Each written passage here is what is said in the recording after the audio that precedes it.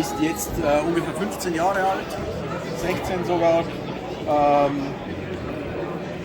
Mit Balance Board für Geschicklichkeitsspiele, mit Gewichtsverlagerung und so weiter.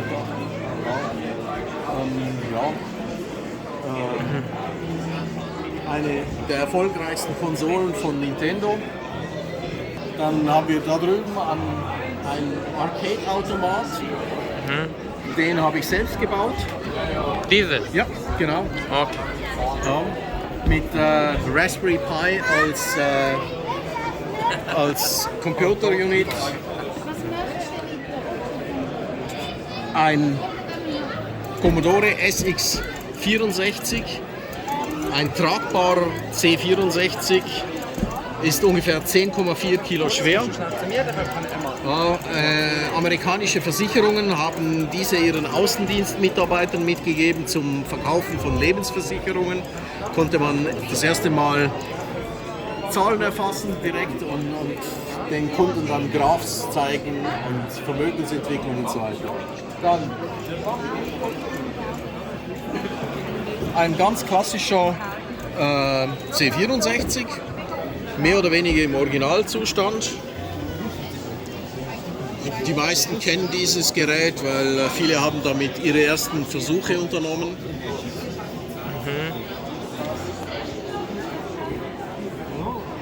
Ein Odyssey 2001 von Philips aus dem Jahr 1977. Dieses Gerät wurde entwickelt von der Firma Magnavox, die gekauft wurde dann von Philips und Vorlage war für Pong von Atari. Das ist nicht umgekehrt, sondern Pong ist geklaut von Magnavox. Und das hier ist ein Nachfolgemodell, ein Philips Videopack-System G7400. Hier waren die Spiele als Module ausgeführt. Es gibt rund 60 Module. Ja. Okay. Super, danke vielmals. Gern geschehen. Grüß Gott, ich bin der Hans Franke, ich sammle alte Computer und außerdem mache ich das VCF in Europa. Was wir hier haben, ist ein 65. Das ist ein Singleboard-Computer bzw. Low-End Development System für 6502 von Rockwell. Rockwell war ja Second Source Hersteller für die 6502. In dem Fall mit einer richtigen Tastatur, richtiger Textanzeige, 20 Stellen am Drucker. Hier haben wir Monitor 8K, sogar mit Texteditor und Mini-Assembler, 4K Speicher. Hier geht dann zum Beispiel Basic rein. Diese Maschine hier ist dieselbe Maschine von Siemens mit Basic, mit Netzteil, mit Gehäuse, mit besserer Druckerbefestigung. Wurde das Ganze für Schulungsräume in Schulen verkauft. Also ganze Schulen, ganze Klassenzimmer mit 10 von den Stücken ausgestattet, sodass Kinder bzw. Lehrlinge programmieren lernen konnten. Gab es dann natürlich von Siemens auch entsprechend die ganzen Handbücher in Deutsch. Das sind die englischen, das sind die deutschen Handbücher. Gab dann natürlich auch Softwarepakete und für alle diese frühen Computer unheimlich viel gute Dokumentation, wo man was von lernen kann. Wäre schön, wenn es heute noch so wäre. Danke vielmals. Hi, my name is Christoph Zimmermann at the Vintage Computer Festival in Zürich. And I present virtual reality equipment from the mid-90s. This was the time when we had the first virtual reality hype. Most of you know the virtual reality hype with Oculus and Palmer Lucky when first modern headsets appeared around 2010-12. I also have one system from the modern generations here. It's an Oculus Go. But most people don't know anything that in '95 you already had virtual reality helmets, including head tracking, connected to your DOS PC, which you could use, for example, here with a helicopter simulator. You can can see with nice working head tracking to look around inside your cockpit, to see the environment. Yeah. This system was the very first system for consumers. Anything before this one was only made for professionals, military, simulator users. This company tried to make one which is affordable, kind of. This system was like 2,100 Swiss francs back in the day, without the PC.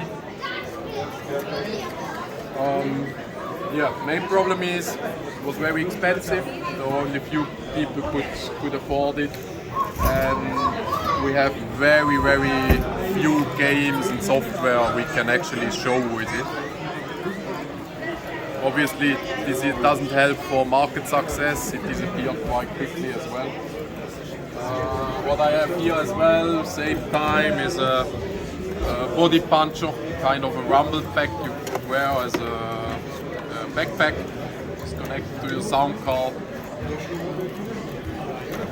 Also, this one is just connected to the sound card. You don't have actually support by the software that it could directly access this and have special effects on your rumbles. The other system I show is the Nintendo Virtual Boy. Most retro gamers know this system because it's the most famous, biggest failure of Nintendo. I bought this system around 1996, so 1 year after the launch in 95, with my own pocket money. And I still like this system as the picture quality is quite nice. As you see here on the big screen, this is an emulator. So this is a way you can play these Virtual Boy games at your home nowadays. This is just a normal Raspberry Pi with Retro Pi on it. This has full Virtual Boy support. Just need some glasses. Yeah, around 700,000 systems were sold only in US and Japan. There was no official market launch in Europe. This was a grey imported system here in Switzerland. And yeah, as I said, it was a failure for Nintendo. Even it had decent technical specs. They managed to have some games at launch, at least. But after the first bunch of games, no development studio made any other games for this. So officially around 23 games exist for this system, so very few. There is as well a homebrew scene even for this system, which made interesting games like Hyperfighting.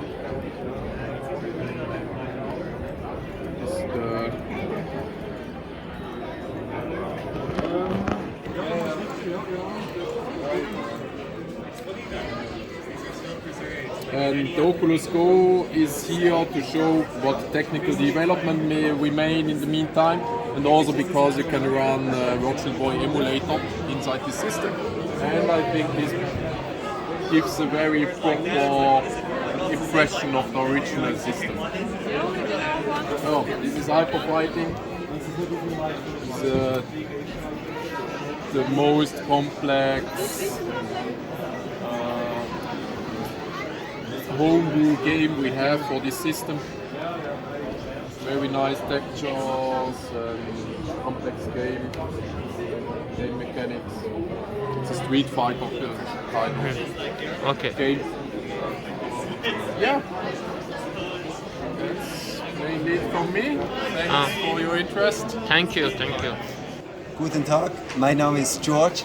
Ich bin heute am Vintage Computer Festival 2022 in Zürich und ich habe meine Silicon Graphics Geräte in einer kleinen Ausstellung zusammengestellt.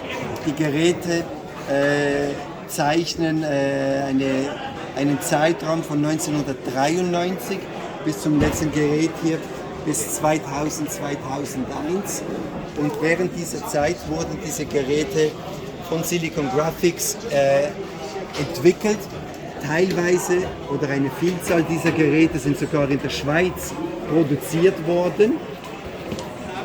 Leider haben diese Geräte keinen Platz in den Privathaushalten gefunden und sind primär in spezialisierten Unternehmen, Forschung, Entwicklung, Automotive, Aerospace-Industrie oder auch Militär eingesetzt worden und waren sehr stark natürlich im Visualisierungs- und Animationsbereich. Was ihr alle sicherlich kennt, sind die Filme von Hollywood, die gemacht wurden auf diesen Geräten. Da geht es über Terminator, Toy Story oder auch Jurassic Park. Diese wurden auf diesen Geräten produziert, ich sage es mal konstruiert und dann gerendert und mit dem Film zusammen verbunden. Ja, und was mich begeistert davon, ich habe selber 1994 angefangen, mich für Silicon Graphics zu interessieren. Meine erste Maschine war diese Indie hier, die hatte ich damals neu erworben. Ein sehr interessantes Gerät mit sehr vielen Möglichkeiten. Und mit diesem einzelnen Gerät habe ich angefangen und mittlerweile habe ich eine beträchtliche Sammlung. Nicht nur über Silicon Graphics, aber das ist sicherlich der Teil, der mir am meisten Freude macht. Danke vielmals. Danke. Ja. Hello, I'm Sergio Gervasini from Esocop. We arrive from Tessin, Canton Ticino, Italian, Switzerland. And we present some CPM machine in this event this year. So we have an Altair with a terminal, clear signal, an ICL, general processor in Italian computer, less known, but interesting because it's a strange machine. And the Osborne one, the first portable in CPM. All these machines ran CPM operating systems. The Altair was the first.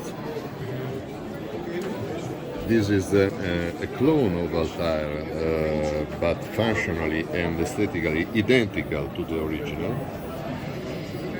and emulate also some floppies.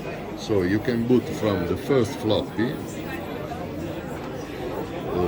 with a procedure, specific procedure. So I can stop running and I restart.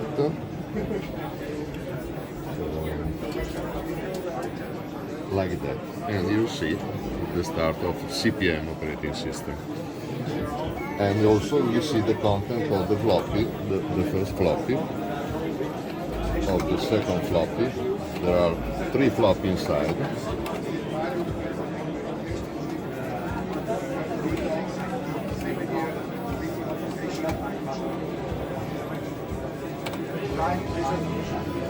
And the contents of the different floppy inside the machine emulated, because there are no floppy drive, but it is inside emulated. The same thing with the ICL. The ICL, in this case, we have also an hard disk, 5 meg hard disk, running always CPM. Also the original artist is one, still running. Is interesting for a machine 40 years. The general processor has been made in Florence, in Italy. This one is a prototype, so there is no floppies in this machine, but you see the room for 3 units, floppy of 5 inch. And also, but the commercialized version usually was sold with the external unit with 8-inch floppies.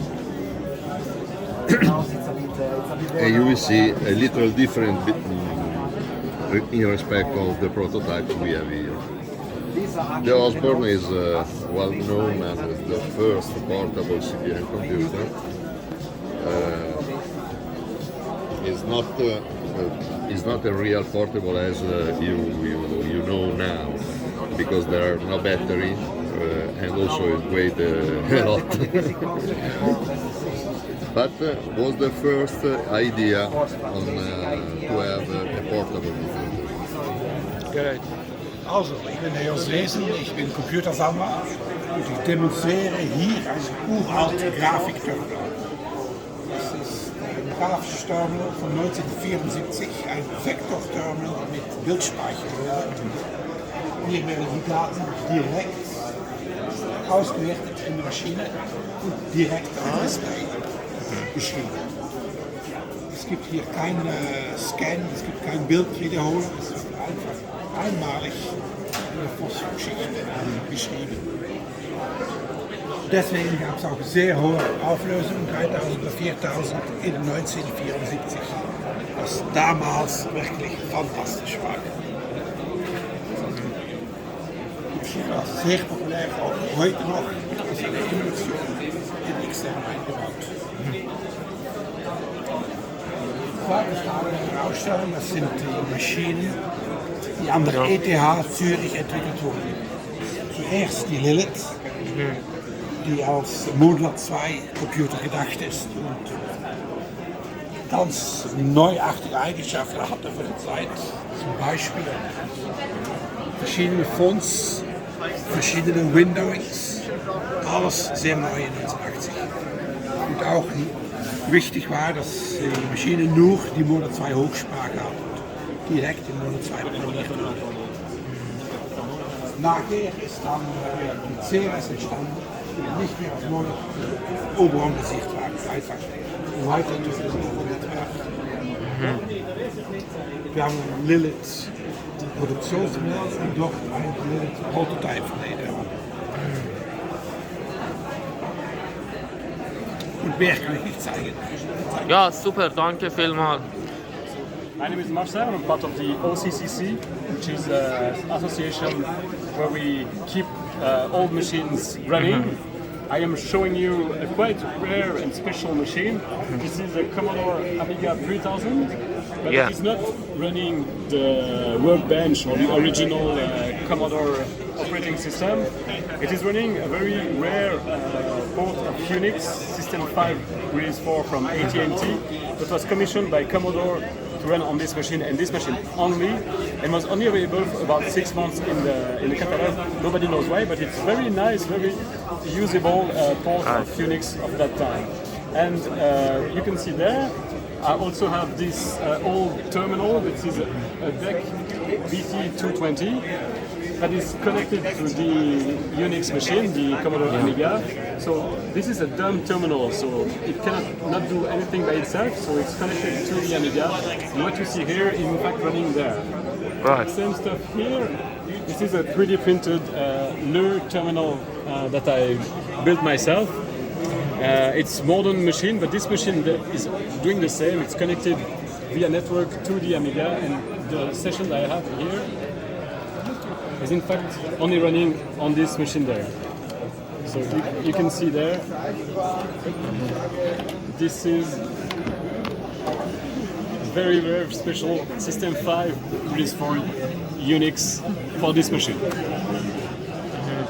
So this this machine and this keyboard and this setup all are connected to this Exactly. And everything Amiga. runs only on this central server there. So as you say, 3 users can use this machine at the same time. Exactly, together, Yeah. but having their own sessions for each of these, but everything is running on the central server. Okay, That's the thank idea. you. Thank you. Hello, I have here a collection of old typewriters and word processors, machines for putting text onto paper. This one is a good example. This is one of the classic IBM daisy wheel printers. If I open the lid and press some keys,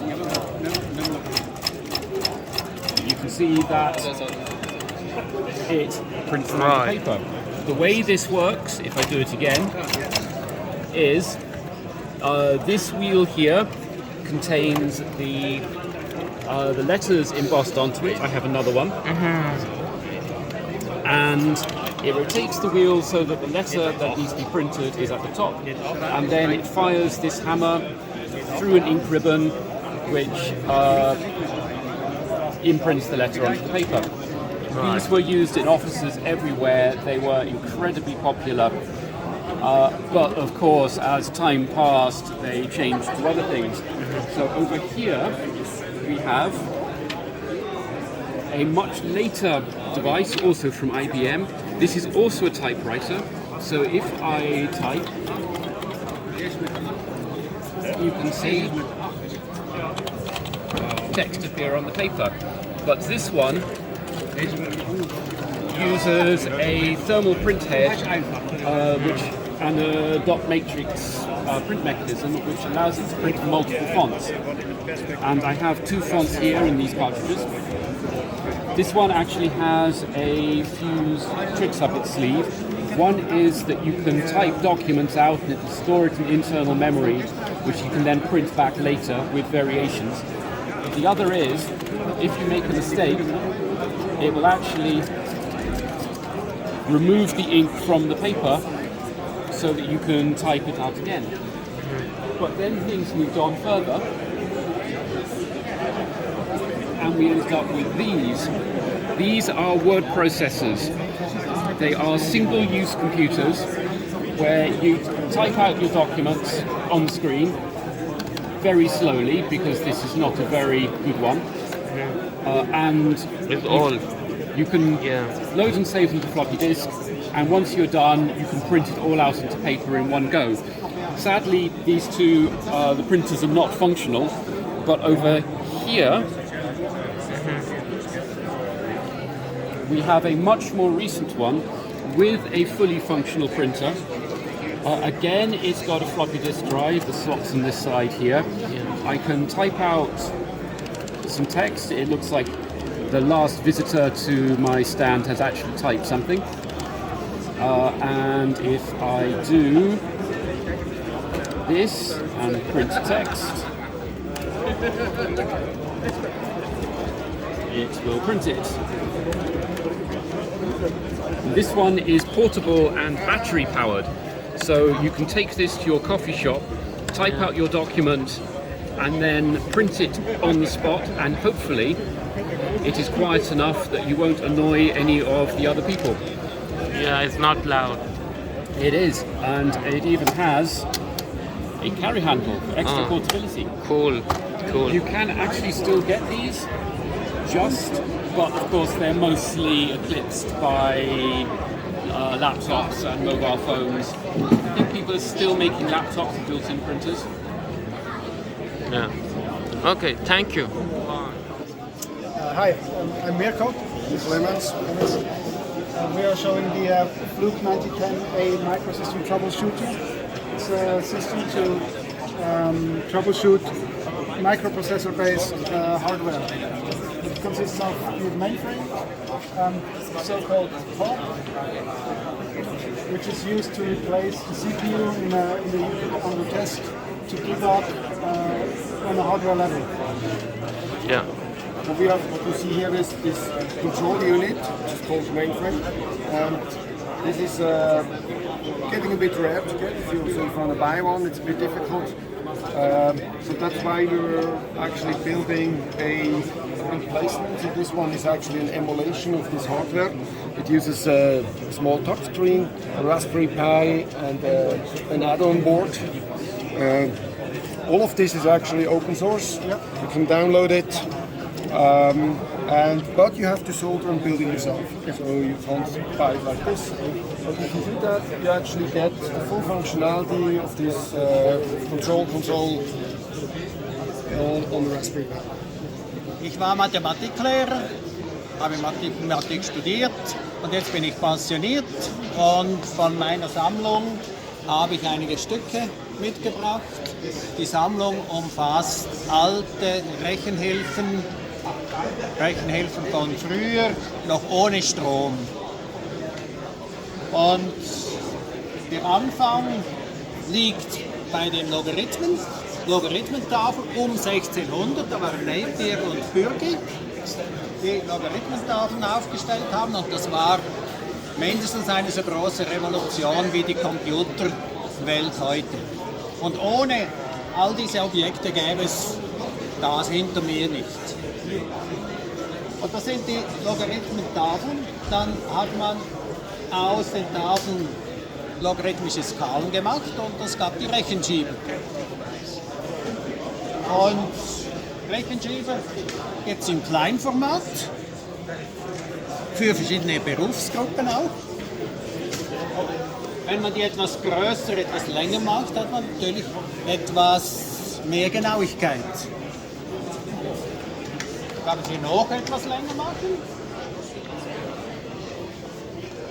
Und man kann sogar die Skala so machen, das würde einem Rechenschieber von 1,70 Meter entsprechen.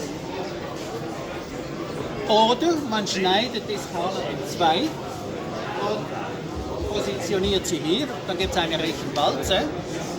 Diese Rechenwalze würde einem Rechenschieber von 10 Metern Länge entsprechen. Ja. Gelegentlich wurde diese logarithmische Skala auf einen Kreis gemacht und kann man genauso, mit denen kann man rechnen. Oder eben mit den Logarithmentafeln. Und dann wurden auch mechanische Instrumente gebaut.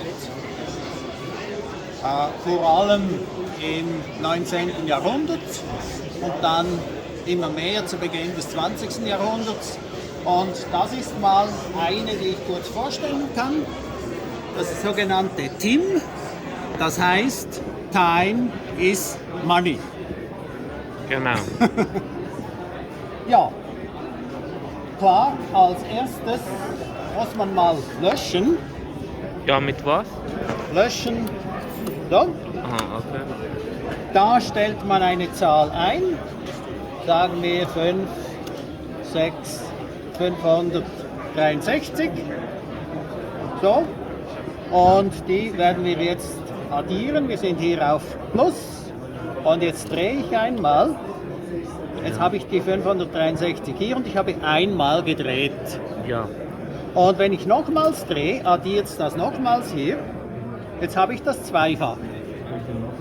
Jetzt habe ich das Dreifache. Und wenn ich jetzt das 23-fache haben will, müsste ich nochmals 20 Mal drehen. Mühsam. Ja. Jetzt mache ich Folgendes. Jetzt schiebe ich hier das um eine Stelle nach rechts. Jetzt addiert es das 10-fache von dem bei einer Umdrehung. So. Jetzt habe ich das 13-fache, das 23-fache. Wann? Und so weiter. So habe ich die Multiplikation. So können Sie mal 2 plus 2 rechnen? 2 plus 2? Ja, etwas ganz einfach. Dann muss ich alles wieder löschen. Ja. Das auch löschen. So. Eben, dann gebe ich die 2 rein. So. 2. Dann plus 2 sind 4. Plus 2 sind 6. Oder 3 mal 2 sind 6. Aha, hier das sagt der Resultat. Okay, ist alles gut. Ja. Und ich könnte auch subtrahieren, dann könnte ich hier umschalten auf Subtraktion und dann würde das subtrahieren und entsprechend kann ich auch Divisionen So machen. das macht der Arbeit wie gleich, wenn man will. Das addiert im Prinzip diese Zahl hier hinauf. Wenn machen Sie 2 minus 2, auch müssen Sie einmal das drehen. Ja. Ja, richtig. Okay, Ja. alles gut. Also mit dem kann ich alle 4 Grundrechenarten durchführen. So, danke für Ihre Information. Gerne geschehen. Ich habe ein Hobby und ich hier alte Computer sammeln. 1965 habe ich hier eine Maschine, das ist der erste voll elektronische Rechner. Und Das ist alles, die ganze Logik ist da aufgebaut, noch mit Transistoren, alles ganz gewöhnliche Bauteile. So wie wir es da drauf sehen.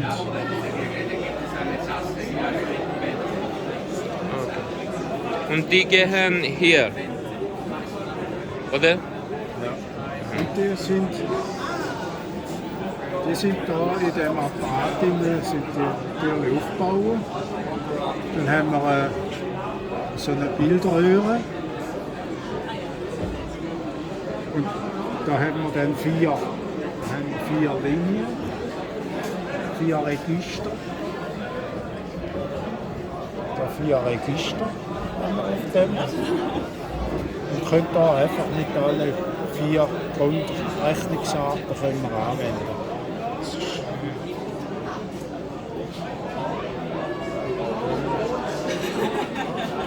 Da drin, dann haben wir als Besonderheit da einen Speicher drin.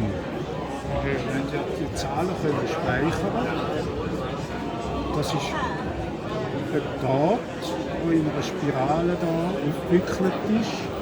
Und da wird ein elektrisches Signal da im Eingang umgewandelt in eine kleine Schallwelle, die sich dann da im Draht weiter fortpflanzen.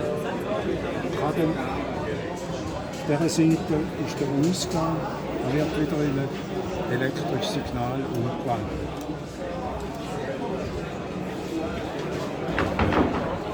Und können Sie mal mit diesem Gerät mal rechnen, wie es funktioniert? 2 plus 2 zum Beispiel. Ja, ich könnte da mal rechnen. 2, dann Enter und 3, Enter und dann plus haben wir das Resultat 5. 2 plus 3, 5. Ja. Oder 5, Enter, 3, Enter, mal 3 mal 15. Was macht das? Das stellt das Komma. Aha, ja. Man kann das Komma 3 nach 3. je nachdem wie viele Stellen Ja. hinter dem Komma. Dann rechnen wir.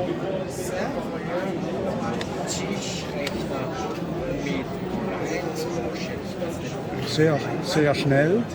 Rechnet sehr schnell.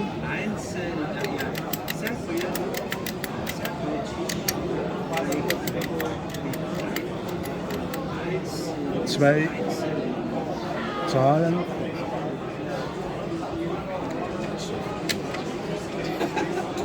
Ja. Die Tasten sind mechanisch aber, oder? Das ist, Man hört es. ja, das ist Ja. mechanisch. Wie viel kosten diese Geräte? Das hat 1965 hat da 6.000 Franken gekostet. Ja, gut. Okay, so danke vielmals für Ihre Information. Ja.